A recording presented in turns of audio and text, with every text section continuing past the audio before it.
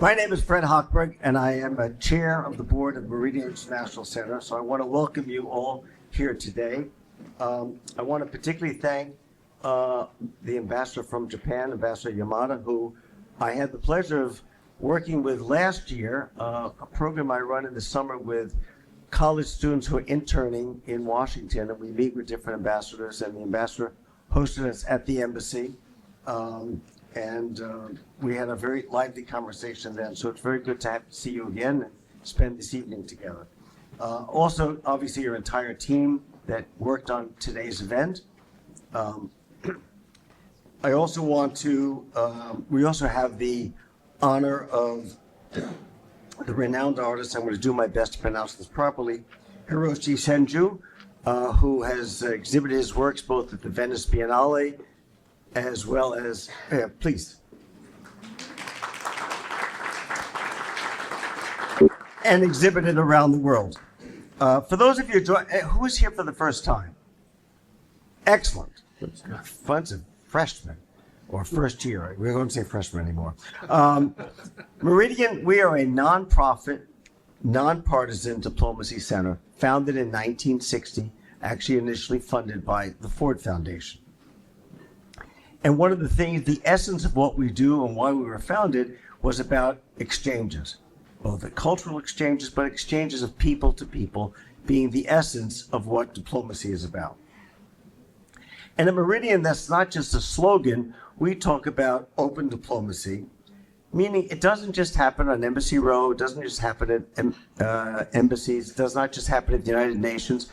And notwithstanding some of the superb ambassadors that we have sent to Japan, most recently, we had now Senator Haggerty, Rahm Emanuel, Carolyn Kennedy, many of luminaries in American politics and life have been ambassadors to China. But we think about diplomacy as going beyond just those professionals, but talking about leaders from business, leaders in science, technology, culture, sports, and many other areas. In many ways, all of us contribute to that people to people and that kind of ambassadorial engagement. And culture plays an essential role in that. So as the United States, as we approach our 250th anniversary, this is a moment to think about our national heritage, our legacy, and also our role in the world. So it's particularly, I think, important that we're meeting with Japan, country I've had the pleasure of visiting about half a dozen times, both professionally and two very nice holidays, including our expo last summer. Where's Bill Grayson? I saw Bill Grayson right here, who ran our pavilion at the expo in Osaka. So it's particularly important that we do that. And before I go further, I just caught my eye that David is sitting here in the front row. I'll let David stand up. This is a sneak preview. David Wahagan is our new CEO, starting in 6 days. So 6 days from now, he is our new CEO, but I'm thrilled that you're here today, and thanks for joining us. So we are very excited at Meridian that we can be a National Resource Partner for Diplomacy 250 and the America 250 Commission. So we're going to be having a number of international partnerships, and including tonight with Japan, we'll also have a focus on sports with the Embassy of Ireland in about 6 weeks from now. We're also looking at working with Argentina, Australia, France, Singapore, Denmark, and we'll be developing programs with each of those countries. So I want to thank our partners and our panelists for joining us. I want to obviously thank British Petroleum, BP, for their support of this, and House of Suntory, which should have some next door. And with that, we look forward to commemorating America's 250. So with that, I would like to bring up here Steve Morrissey, who is a good friend of mine at United Airlines. Airlines are having a bit of a challenge this week, so we're happy you're here. And Steve is also our new chair of our corporate council. So with that, Steve, thank you so much.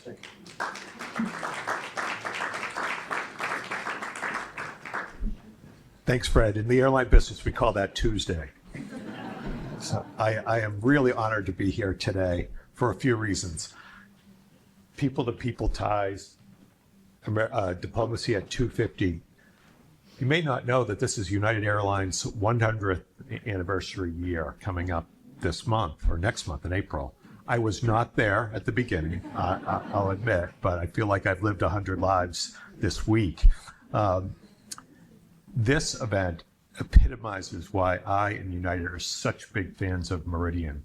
This is all about, we as anniversaries, you sort of recommit to your purpose. You reflect on what you're all about. And United likes to talk about our purpose being connecting people and uniting the world.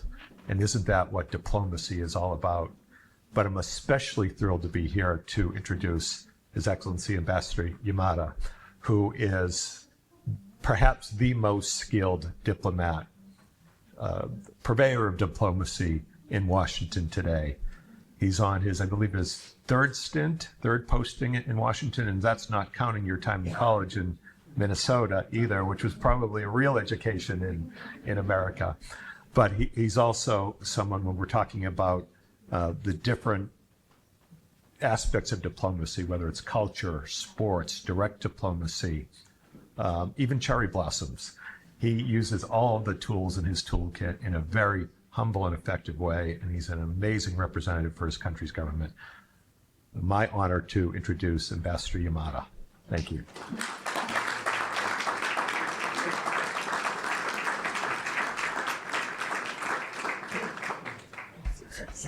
Good evening. Good evening. Thank you. I think it is very fitting that we gather today during the cherry blossom season to celebrate not only the 250th anniversary of this country, but Japan-U.S. friendship. And this evening, I'd like to especially thank the support of the National Museum of Asian Art. And many of its treasures were donated by Mr. Charles Lang Freer, whose lifelong fascination with Japanese art originated in 1887 when he purchased a single decorative fan. And ever since then, he was captivated.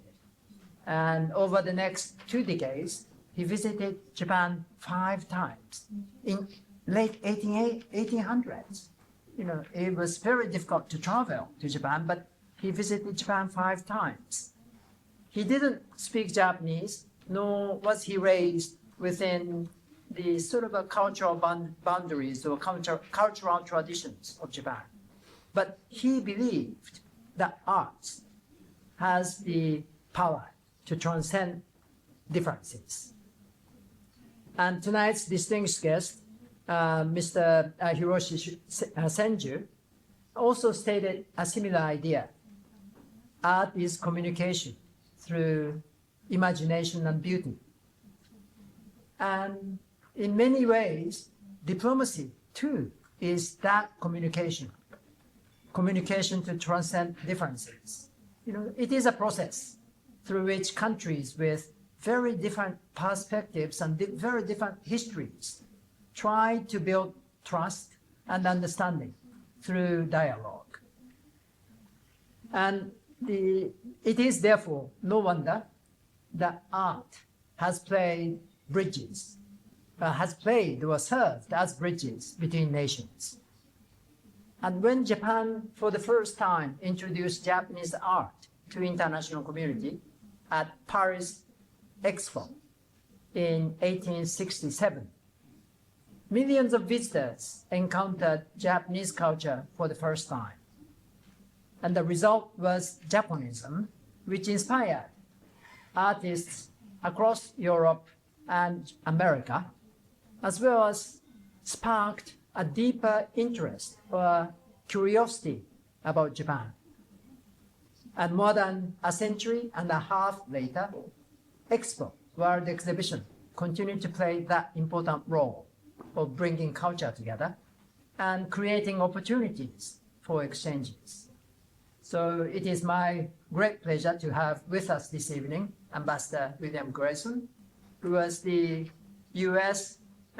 Commissioner General for the Expo 2025 Osaka, Kansai, Japan, and Mr. Trahan, who was the architect of the USA Pavilion at that Expo. Of course, Japan-U.S. ties go far beyond just the art, or people-to-people exchanges. It was just last week, Prime Minister Takaichi, Japan's first ever female prime minister, was in town, and in her meeting with President Trump in the Oval Office, the two leaders reaffirmed their commitment to further strengthening the Japan-U.S. alliance. And what lies at the heart of that alliance is the people-to-people exchanges and the people who work together, who build trust to each other. So I will end my brief remarks where I started, which is cherry blossoms. Anyone who has walked along the tidal basin during springtime has seen how cherry blossoms, the gift from Japan more than 100 years ago, unite people to share a moment of beauty. And this year, to commemorate the 250th anniversary of this country, Japan is presenting additional 250 cherry trees. We didn't know. So we all hope that those cherry trees will continue to blossom as a symbol of the enduring friendship between Japan and the United States for many generations to come. So thank you very much.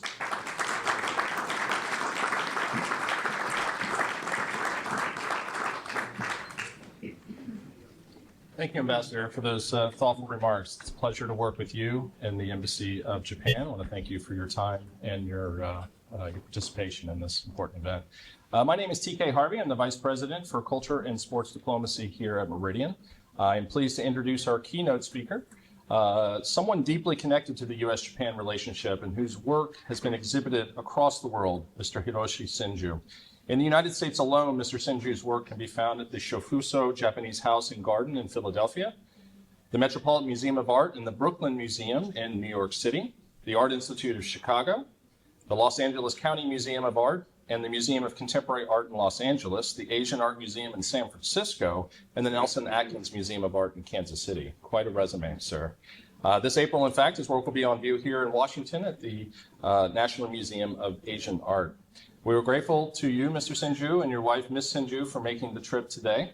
It is my pleasure to welcome you to the stage, so please, let's give a warm welcome for Hiroshi.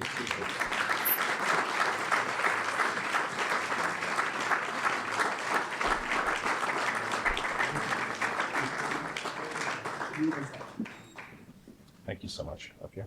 Yeah. So Mr. Senju will be providing his remarks in Japanese with translation into English by Ms. Shiori Akazaka. Thank you very much, TK, and Mr. Hochberg, and Ambassador Yamada. Thank you very much for your kind introduction. Today I speak by Japanese, and Saori-san translate everything. Thank you very much. よろしくお願いします。私はこのような場で、お話をさせていただけることを大変光栄に思っております。I am deeply honored to have the opportunity to speak with you today. 今日限られた時間しかありませんが、私の、日米のさまざまな思いをお伝えしたいと思っております。Although our time together is limited today, I would love to share with you my thoughts on U.S.-Japan relations. 今日お話を、小風荘という建物のお話からしたいと思います。I would like to begin by talking about a building called Shofuso. これは1954年、つまり、アメリカ合衆国と日本が非常に不幸なことにも戦いをしていたのが45年に終戦を迎えました。そこから10年も経たないうちに、このような、建物が、ニューヨーク近代美術館に、建設をされたわけです。So this was built in 1954, less than 10 years after the war ended, the very unfortunate war between the U.S. and Japan. But the two countries got together and built this in the New York Museum of Modern Art.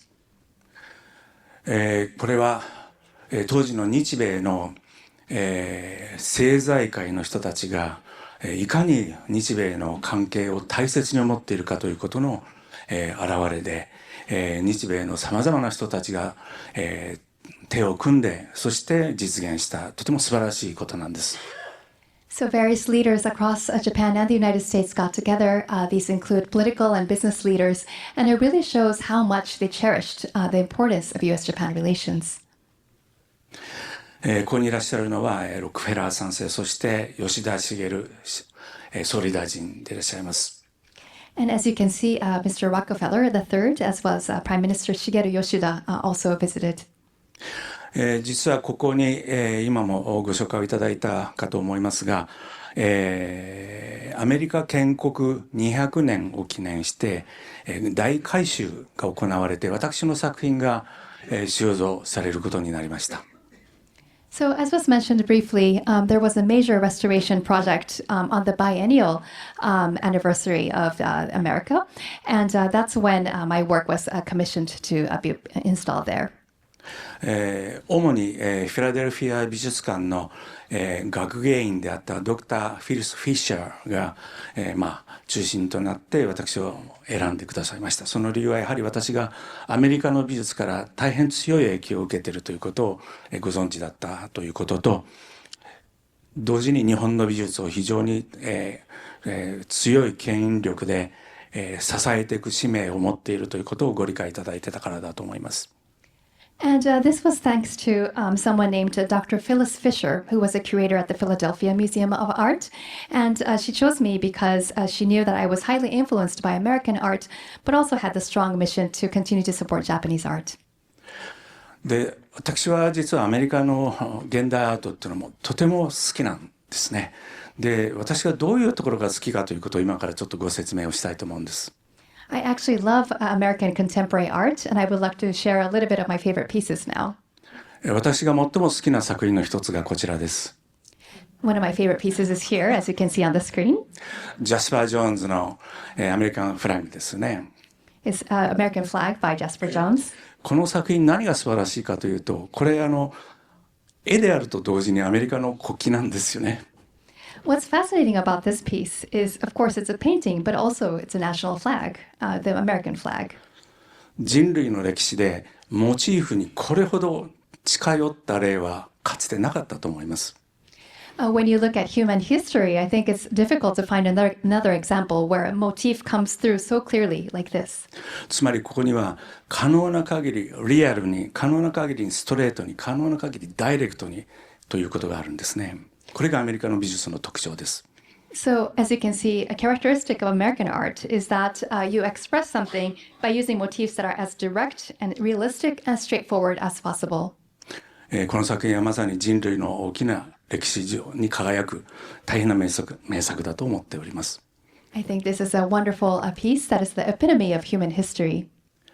もう一つとても大切な作品をお見せしたいと思います。Another example is here, as you can see on the screen. アンディ・ウォーホルのキャンベルスープですね。And this is, of course, the Campbell soup cans by Andy Warhol. スープを食べて美味しかったという思いをこれだけダイレクトに描いた人はかつてなかったと思います。I don't think any other artist ever showed how much he loved soup. あまりにも美味しかったので、そのラベルをそのまんま作品にしてしまったということですね。He loved the soup so much that he just enlarged all the labels. でもここよく見るとですね、全然これ繰り返してないんですよ。But what's fascinating is that there is no repetition. よく見てください。ベジタブルスープ、ビーン、チーズ、トマト、ビーフ、アスパラガス、セロリ、ブラックビーンソース。つまりこれは本当にリアルってこういうことなんだと思うんですね。Please take a careful look. You can see vegetable soup, beans, and tomato, cheese, celery, black beans. This is what art is. この素晴らしさに私は長い歴史を持つ日本の文化をずっと勉強していた私はもうひっくり返るぐらい驚いたんですね。So I had studied Japanese art and Japanese culture for so long, but I was totally shocked by this. I was astounded. ここには本当に挑戦と実験と冒険があると。I realized that this is really an epitome of a challenge and experimentation and an adventure. そして新しいことを開拓していくということがある。And it's also about innovation. それも勇気を持って。And you have to be courageous to try all these new things. まさにアメリカの文化だと思うんですね。And I think that really shows what American culture is all about. 私は日本という国で学びながら、このアメリカの美術に大変、敬意を表しているわけです。And so while I studied Japanese art in Japan, I am highly respectful of this culture. で、私は私なりのやり方で、このアメリカの美術の影響をいろいろな形で生かそうと思いました。それが次の作品です。And so I really wanted to leverage this influence from American art into my own artwork. And what I show you on the next screen is what I'm talking about.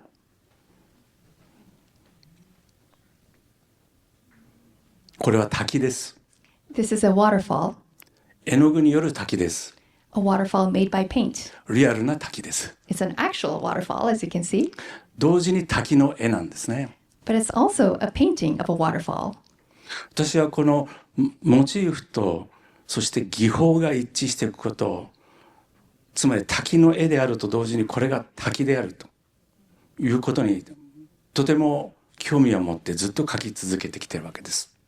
So I really enjoy this because the motif and the technique are one and the same. Basically, it is a waterfall itself, but it's also a painting of a waterfall. And I'm just fascinated by this. So I continue to repeat these similar art techniques. 小風荘のお話に戻ろうと思います。I'd like to come back to Shofuso that I talked about earlier. 当初、小風荘にはこのような絵がかかっていました。Originally, Shofuso had this type of painting that was installed. この作品は日本のその戦後の最も偉大な画家と言われる東山魁さんの作品です。And this was drawn by Higashiyama Kai, who is considered the greatest Japanese artist after the war. ところが長い月日の中で非常に破損してしまいまして、それで私がその2番手としてこの作品の代わりに作品を入れることをそういうふうな大変ありがたいお話をいただいたわけです。But over time, the painting became damaged, and that's why I was invited, to my great honor, to become the second piece that's installed in lieu of this. それがこちらです。And that's what I'm showing to you now. これはやはり滝の作品なわけですけれども、さらにこういう角度から見ることもできます。Again, this is a waterfall, and if you look at it from a different perspective, this is what you see. 私の作品がはまった今現在の姿は今からお見せします。And this is the previous Higashiyama Kai painting, and now I will show you my current waterfall one.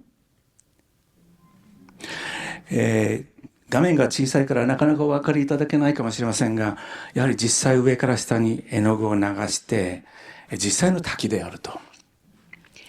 Because the screen is a little small, it might be hard to see, but I created it again using the same technique, creating a waterfall of paint. しかしそれと同時に滝の絵であると。But it's also, again, a painting of a waterfall as well. ですからここにはアメリカの美術からの非常に強い影響があると私ははっきり申し上げたいと思います。So I'd like to reiterate again that there's a very strong influence from American art. しかし同時に日本の美術というのは自然の側に身を置くというとても大切な共通した特徴があります。At the same time, Japanese art has this major characteristic where the artist stands alongside nature.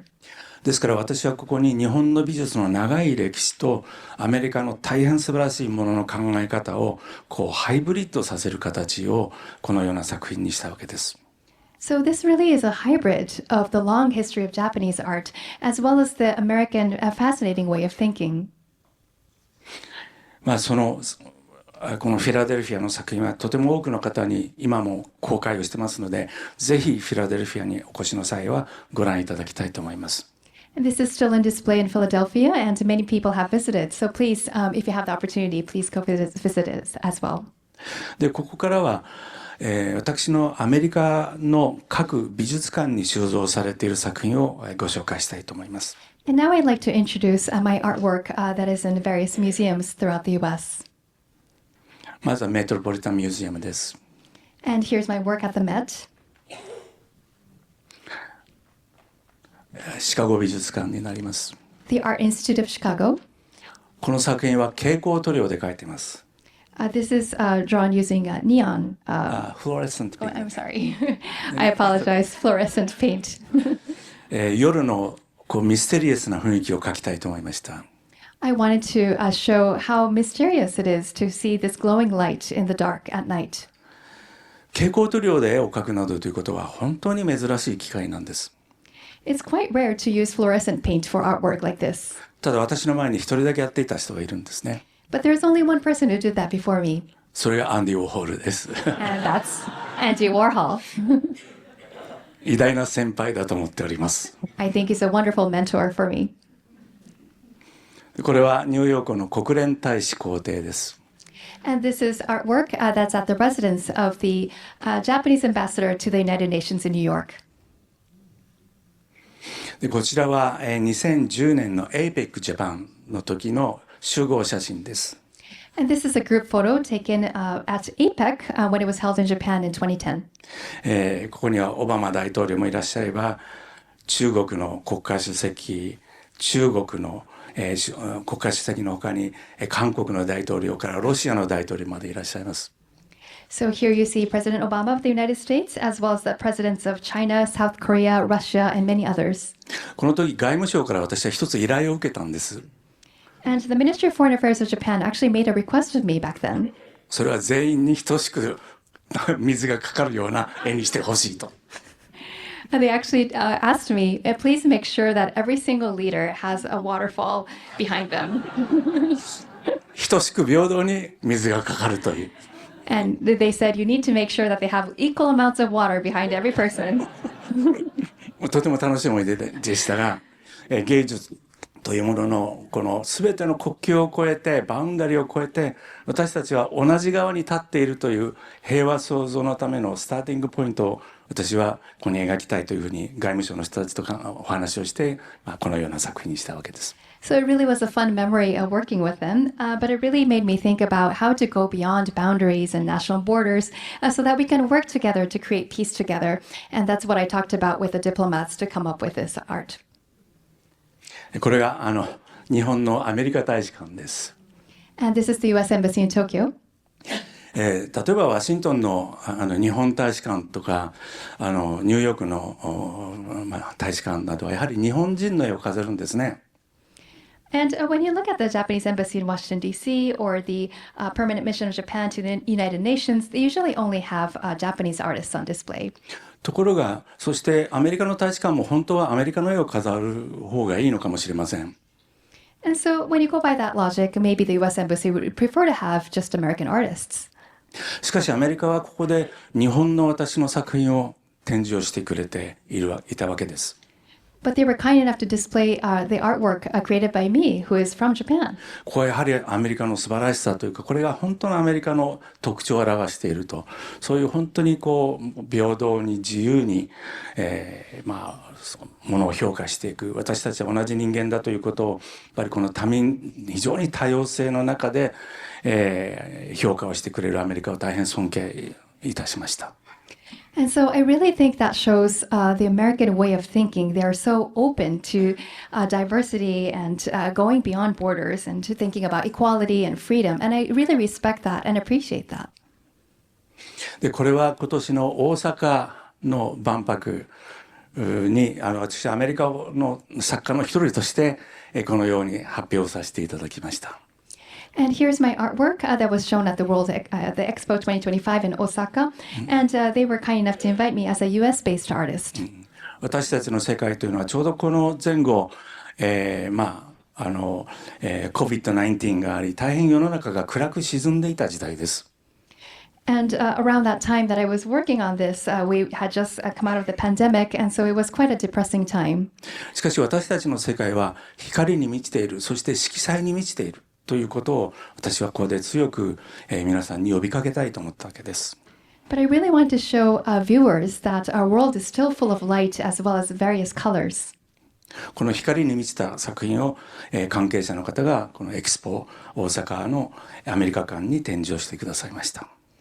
And so this is our work filled with light, and I'm highly grateful that they were kind enough to display this at the U.S. Pavilion at the Expo. グレイソン大使がいらっしゃいます。And here's Ambassador Grayson. Hello. 隣にいらっしゃるのは、高円宮妃久子殿下でいらっしゃいます。And he's right next to Princess Takamado from the Imperial Family of Japan. さてこちらが、この4月2日からこのワシントンのスミソニアン美術館博物館に、展示をされる私の作品になります。And this artwork that you see now will be on display starting on April 2nd at an exhibit to be held at the Smithsonian National Museum of Asian Art.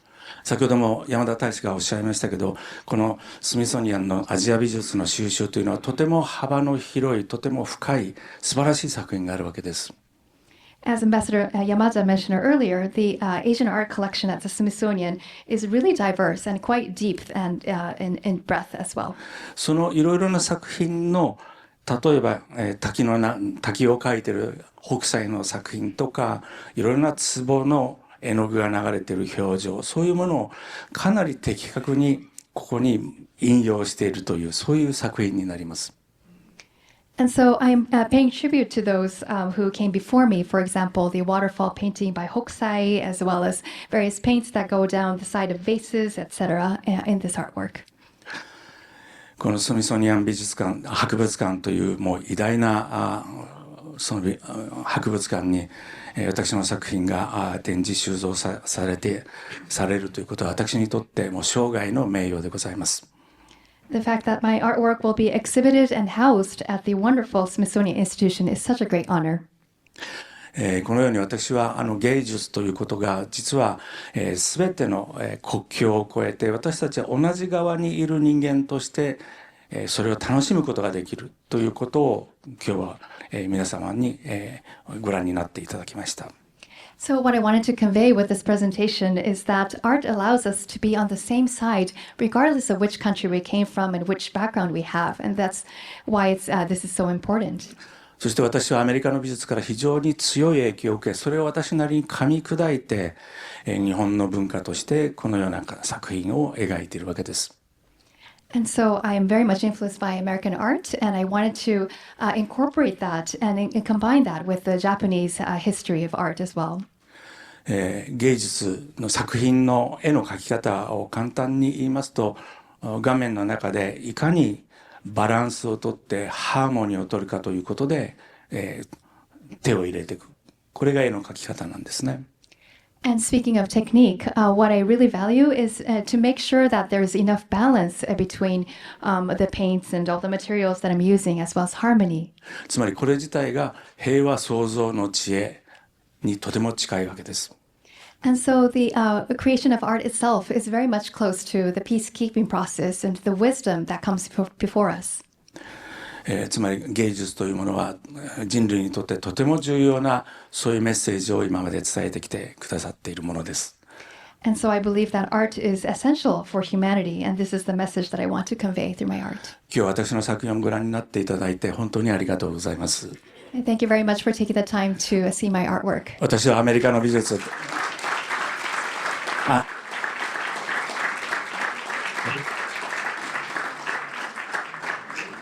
アメリカの美術から非常に大きな影響を受けたことをとてもアメリカに感謝をしています。ありがとうございます。I am grateful for the United States for giving this profound impact on my artwork as well. Once again, thank you very much.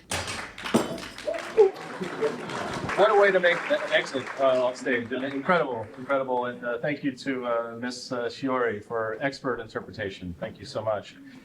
So we're now turning our conversation that brings these ideas into a different frame, how they are expressed through architecture, curation, and diplomacy on a global stage.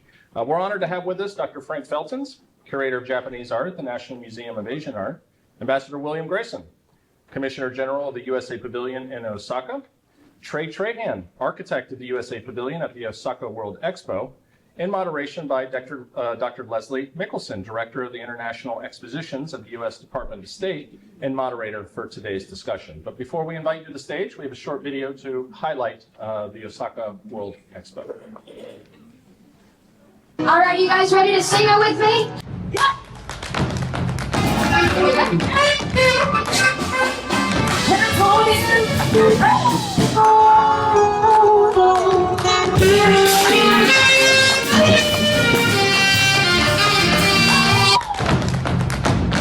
Well,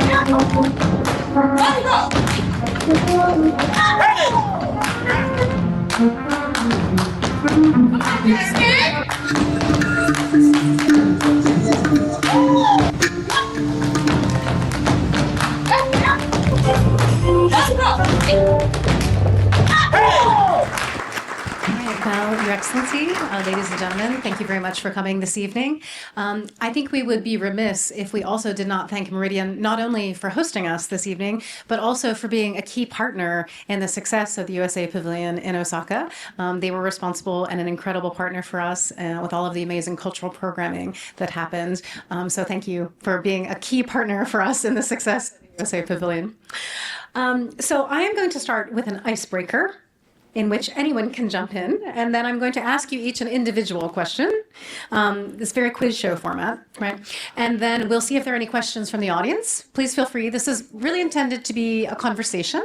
It's not a formal panel. So if you have a question, just raise your hand and we'll make sure that you are able to answer it.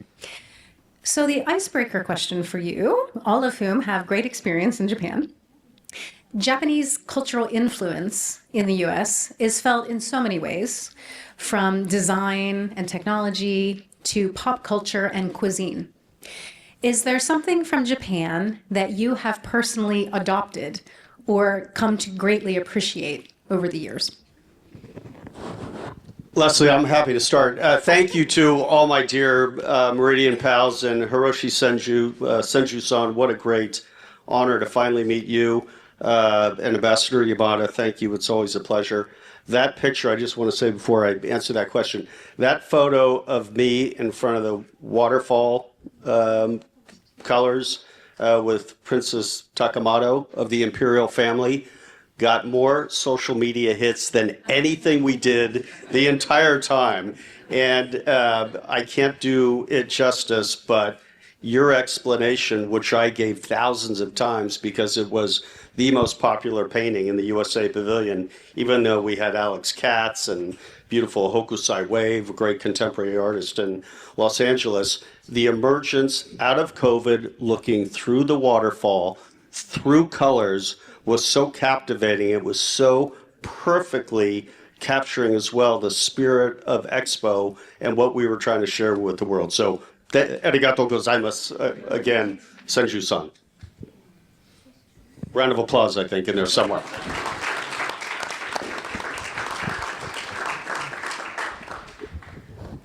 So you couldn't take the painting home? I tried. I had a Jasper Johns giant American flag in my office. It wasn't Jasper Johns. I wanted to take your painting home, but the price was a tad steep. We also wanted to take it back to the museum. I know, and you needed it either, back. to be honest. Yeah, I think it was probably at a reasonably young age I read the piece, the essay by Tanasaki, In Praise of Shadows. And not that he diminished the object, but that he brought our attention to the impact and the emotion that can be felt from the environment or atmosphere of and so his writings were very impactful. And then later on, as Frank knows, I was invited by the Reku Kichisimon 15 and his wife Fujiko for a tea ceremony in their home in Kyoto. And of course, that was tremendously impactful. What a special experience. Everybody's talking about such special experiences. Frank, is there something that you would like to share as well? I lived in Japan for almost 10 years, and I have so many different experiences, but I can say that one of the most profound discoveries for me was that when I first went to Japan, it felt like a completely different place, right? And I think everybody has that sensation who goes there. But once you actually scratch beneath the surface, you notice that there's so much of Japanese history, what over thousands of years people cared about is just not very different at all from how we are thinking about our own lives. And if you go into, read 11th century Japanese literature, it sounds like a crazy thing to say, but I promise you discover so many things about yourself and also the kinds of, you see yourself in it and your own concerns in it. And I think that was the biggest takeaway from me dealing with Japan and really like engaging with Japan as a country, that we are not all that different, between the US or Germany, where I was born, or anywhere else. Well, that's a lovely segue into talking about the commonalities and connections that are expressed through architecture, art, and people-to-people diplomacy that we're here to discuss this evening. So, yeah. Bill, I'm going to start with you, if I may, sir. I shouldn't call you by your first name. The United States and Japan, of course, share one of the world's most important alliances. Can you tell us a little bit about how the USA Pavilion at World Expo Osaka 2025 provided an opportunity to highlight not just the governmental partnership, but the deep cultural and economic ties between our societies? Sure. And just by a show of hands, how many people made it to Expo Osaka? Ambassador Levine, a bunch of you. We have our youth ambassadors. Congratulations and thank you, all of our youth ambassadors. Leslie, you were there. Trey, you obviously were there. I think so. Yeah, you were there. Tough to miss it. I would say this: if you think about what it was, and I'd never been to one, so for me it was a real eye opener. And my beautiful daughter Catherine Grayson's here, and she made it. I would say that you're looking at 160 countries that showed up in Osaka to present the best of themselves to the world. 29 million people came through Osaka during those 6 months to see what all of us together as countries had to offer. And I'd say the biggest takeaway, probably two things, is that whatever you see in the headlines, and we're all Washingtonians, we're all deep into it here, that people love the United States of America. People love the USA. People love Japan. And every day, and you saw it, in the Osaka heat, which was oppressive, people would queue for 2 hours every day, 12 hours a day, to get a piece of the United States of America. I'd say that's number one. Number two, and Ambassador Yamada and I were talking about this earlier, when the presidential delegation came to Osaka, led by Treasury Secretary Scott Bessent, Labor Secretary, Deputy Secretary of State Chris Landau, George Glass, of course, our ambassador to Japan. Right off the bat, we had meetings with the Prime Minister, Ishiba, in Tokyo. We had meetings with the Trade Minister, Akazawa, in Tokyo. From there, we flew down to Osaka. They were all very cordial. They were all very warm. You could tell, being in the room, that the body language was excellent. And the reason this matters is because it was right in the middle of the most intense part of the U.S.-Japan trade negotiations. And the time that we all spent together in Tokyo, in Osaka, even a stop at Suntory to our Suntory friends, thank you. Once they got home, the delegation got home, President Trump's delegation returned to Washington. 3 days later, as you know, the trade deal was signed. Now, I'm not saying that's because of Expo Osaka and the USA Pavilion, but it was a culmination of a lot of great talks, a lot of great discussions, and to your point, Ambassador Yamada, earlier, the incredible alliance and partnership that the United States and Japan has. Thank you. And I think another aspect of that is, of course, related to the actual architecture of the pavilion itself. And we have, of course, have the architect of the pavilion here with us. So could you please elaborate a little bit on your work on the USA Pavilion, which of course required a deep engagement with Japanese partners, Japanese audiences, and Japanese cultural expectations. And through that, of course, and before, you have developed a personal connection to Japan over the years. How did all of these influences shape the way in which you approached designing a space that needed to feel both culturally sensitive to Japan as well as distinctly American? It's a great question. Well, as you said, it had to reflect American values, but it had to be tremendously respectful of context. We're building, of course, in Osaka on an incredible site. And so for us, it was thinking about not only the individual, but the collective. And so if you visited the pavilion, you entered into a space that was without a threshold, so to speak. And it wasn't at the scale of an individual or a small family. It was at the scale of community.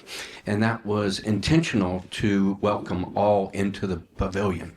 At the same time, these planes began to converge so that if you entered as a large group and you progressed inward on that journey, so it was about journey, you found yourself as an individual, hopefully contemplating your role to humanity, the impact you can make. As you moved inward, though, there was an arching, a footbridge. And so what was important to us was to not replicate the threshold of a torii gate, but to be respectful of those types of entry sequences or thresholds at that point. And so a cube floated above that was programmed with a space launch. And so it gave you that sense of levitating. But at the same time, it created somewhat compression in the arrival sequence. And as the ambassador knows, the immersive experience of that or effect was a cooling effect. And so it was really impactful to feel that as you moved past those media boards, for the temperature to drop significantly as you move through that space. So we delayed the individual's entry into the sequence of arrival until you entered one of the triangulated bars that embraced or framed this public space, while most pavilions created an entry portal that was scaled to the individual or family. And then you went on a sequence, a journey through exhibitions that spoke of space, education, innovation. So it was those types of spatial conditions that for us represented American values, but at the same time were sensitive to public spaces that the Japanese community is familiar with. Frank, I'm going to ask you, World Expos are cultural stages as much as architectural ones, as Trey's just described. From an art historian's perspective, what makes Japan such a compelling host for a global cultural event like a World Expo? I think other than the US, Japan is the country that knows how to do expos. I think, there is such a long history, and Ambassador Yamada has already talked about the first participation of Japan in 1867. That is months before the shogunate collapsed and the country opened to the outside world. Even then, Japan already participated in one of the stages to showcase your country's prowess and your country's heritage and traditions. And I think that we kicked off this tradition that has never really subsided of, this enthusiasm for expos and this kind of using expos as a means to showcase a changing Japan. Whereas in the 19th century, Japan portrayed itself in the expos, both, not at home, but, in Chicago, Philadelphia, other places, as this modernizing nation state, as this new player on the geopolitical stage. And then in 1970, when, Japan hosted its first own expo in Osaka, I believe, right?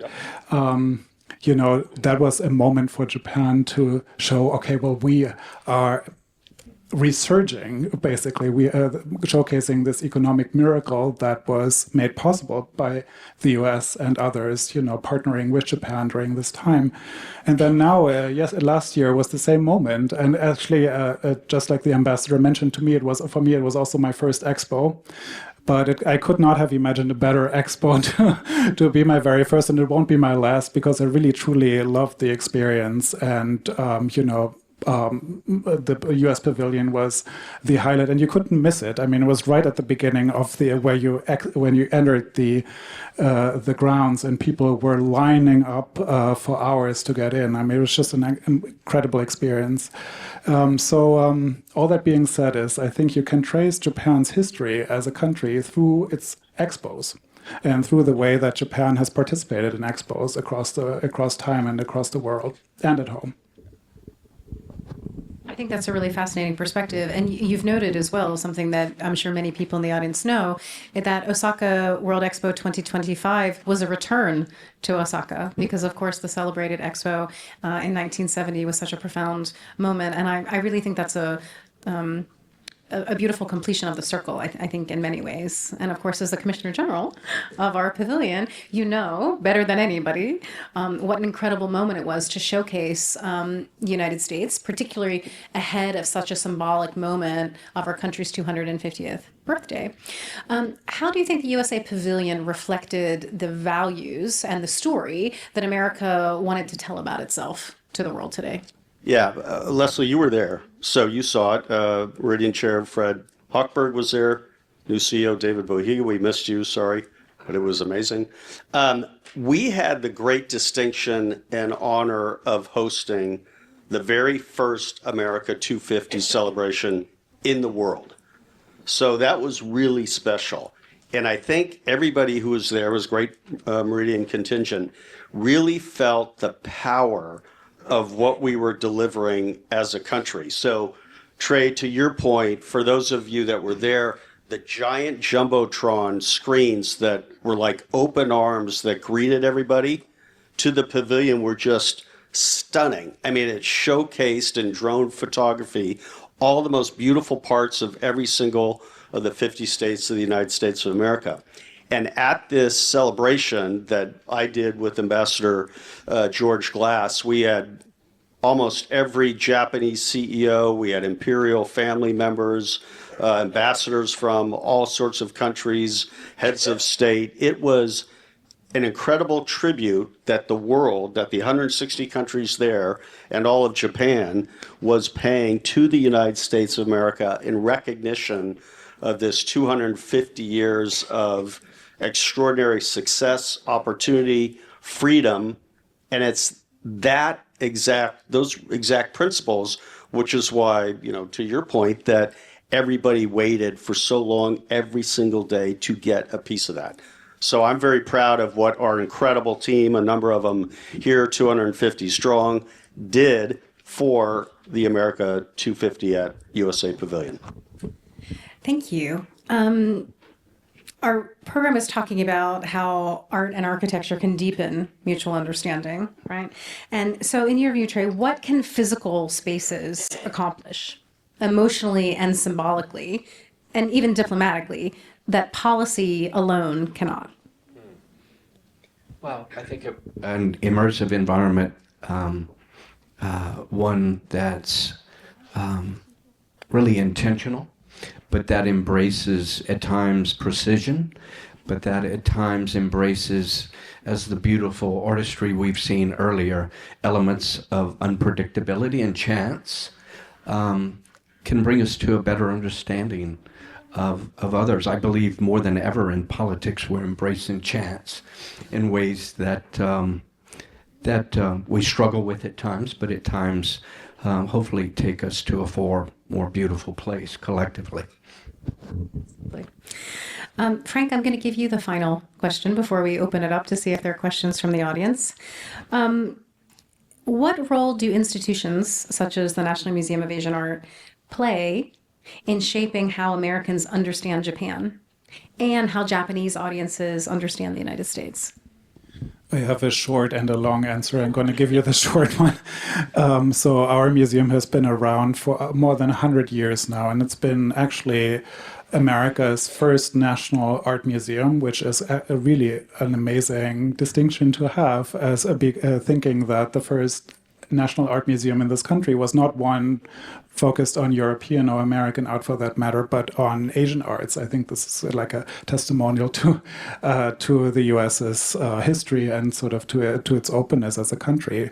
But also, I think, we do a lot of visitor studies. So we know that more than 60% of our visitors are first-time visitors coming from all parts of the country.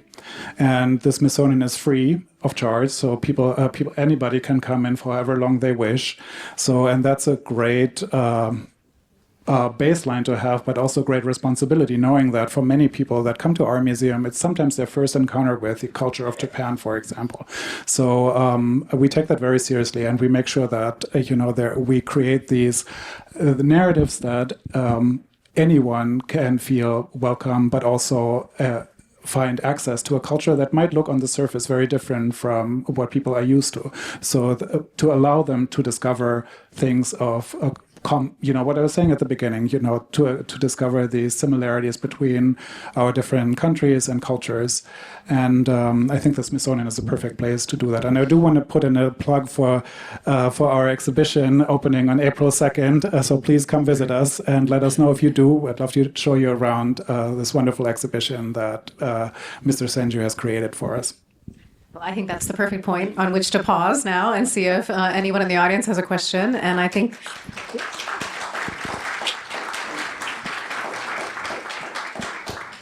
Thank you very much. Does anyone have a question for any of our panelists? Yes, I see there's one in the back room.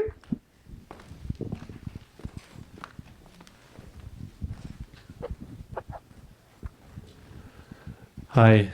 Max Harrington, Ambassador Grayson. I'm with EAP. I supported your team and Ripper from EAP throughout the time that the expo was open, and I visited in May. We love to say in EIP, all the top line numbers, right? Like nearly 2 million visitors and so many VIP tours, so many media engagements, et cetera, et cetera. What's your perspective on how this really changed Japanese people's view of America, perhaps even including those Japanese that didn't get a chance to personally visit our exhibit? That's a great question. So thank you. I just got done reviewing, as Leslie's seen, the congressionally mandated Commissioner General's report that's submitted to Congress within X number of months. I hope we're timely. We are. On that submission, since my name's on it. But to answer your question, yes. I was reading through those recently, and it's like 4,445 official delegation visits from various countries. X number of school kids, X number of CEOs. I mean, the list goes on and on. My takeaway from watching, it's probably told in a make the story really, really fast, but the relationship with Japan's always been so strong, and this just reinforced it. And on the 4th of July, and my daughter Catherine was there, my two other daughters and my wife, we had this 4th of July party like all embassies do. We actually got to have ours on the 4th of July. We thought at our beautiful stage, thank you, Trey, that 400 or 500 people would show up. We had it, and it was over 2,000 people showed up. I think we did serve free beer and hot dogs, so there's probably a little giveaway there. But the crowd was just so pumped, so excited. I was doing an event for a lot of the other ambassadors and commissioners general in our representation space where Senju-san's beautiful painting was. I came down to the stage, which is my job to welcome everybody, probably an hour into the event. So everybody's having a great time. Everybody's there. I walk onto the stage, and trust me, this had nothing to do with me. I walk onto the stage, and the entire 2,000, might have been 2,500 people, just start chanting, unsolicited, USA, USA, USA, and the place went crazy. And then my wife and 3 daughters came on, and the crowd went even louder. It was like Taylor Swift came on the stage or something. But I attribute that to just that love that the Japanese have for Americans in the same way as you all have expressed so well, the love that we have for Japan. And I think that's, to strip away the metrics, that was the real life testament to how valuable this relationship is. Thank you, sir. I also should define for you, in the State Department, we use a lot of acronyms. EAP is East Asia Pacific, by the way, just in case anybody was wondering when he mentioned EAP. That's what that is. I think that's going to probably be the last question. So thank you again, Your Excellency. Ladies and gentlemen, thank you very much for the evening. And I'm sure our hosts are going to ask us to pass into the next room. So thank you again for your time. It was a lovely evening and a great chance to celebrate Japan and America.